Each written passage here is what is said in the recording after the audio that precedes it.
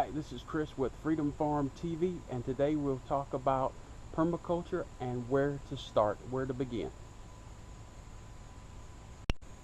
So you've taken, you've heard about permaculture, you may even taken a PDC. Um, so now that you know what permaculture, where would I begin? So in permaculture, we have what we call zones. The closest to your house is zone 0. Uh, Places you visit every day is your zone 1. So that's what we're going to talk about today is zone 1, because that's where you begin. I've told people this, and I've been told this. Walk out your door, take one step either side, start by designing that. Permaculture is has elements of design.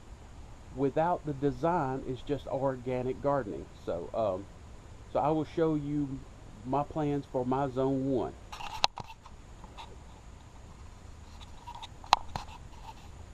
One space of mine, and right now I got flowers and shrubs, flowering shrubs and roses. So what I'm going to come back through is add some edibles, like I'm going to add some blueberry bushes, some annuals, like crops, and I got some jasmine here, and I got some mint. It's a grasshopper. And what's good about this, it is not monocropped. There is a butterfly bush, here's a canna lily, we have irises, and what else do we have?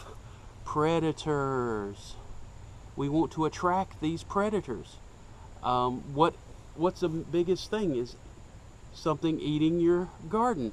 So we attract predators. We don't spray unless we absolutely have to. And our flowers, look at this, attract pollinators. So we cut down our prey. We'll cut down on our pests. Since we're not going to monocrop, we'll have food dispersed in here. Again, a straight row monocrop instead of a polyculture. Monoculture instead of a polyculture. Say if we get a monoculture, pest lands on, say, cabbage, eats cabbage, flies right next door. There's another cabbage, eats and eats and eats, because it's cabbage everywhere. So you could think of it as playing hide and seek from that pest. We got our cabbage tucked in, you know, depending on the element of design, we might have it tucked in, say this azalea or it's a butterfly bush. It'll play hide and seek from the pests, at the same time attracting predators. So a lot of thing I have trouble with around here is aphids, and so instead of spraying him, what do I try to do? There's a wasp, I forget the name of it right now, but it kind of looks like a wasp slash yellow jacket. It doesn't itself kill the pest. It lays its eggs on the back of caterpillars and whatnot, and when they hatch, they eat the pest. So we want to attract. We need to add some water elements here. You can attract dragonflies. You can also attract ladybugs, because they will eat. That's elements of design. You got to add. And it's not hard. You just think of stuff. You have a problem. The problem is the solution. I'm in zone 7. Say I want to plant citrus. I'm right on the border of 7 and 8, so I might can find some cold, hardy citrus, but I'm very limited of what I can do. But with design, this spot, my zone 1, is a west-facing property. The sun sets when it's the hottest on the west, in the western sky.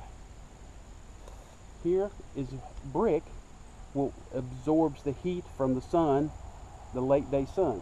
So if I wanted to plant, say, a loquat, I would try to plant it as close to this brick wall as I can. this would be a heat sink. It would radiate, it would hold the heat and radiate it back to my loquat to help bridge the 7, 8, 9 zone, keeping it quote unquote warmer to emulate a zone 8 or a zone 9. But you also got to think in mind, if I wanted, say, an apple tree that's tolerance is only to 7, I would not put that here, because this would be too hot for it and it would not produce. So you have to keep that in mind. But so we got to build the soil, and bugs everywhere. So that's a few things to keep in mind. So when you design your permaculture, you design your zone 1 first. So you add your design elements in there and function stack them. This is Chris with Freedom Farm TV, and that's all there is today.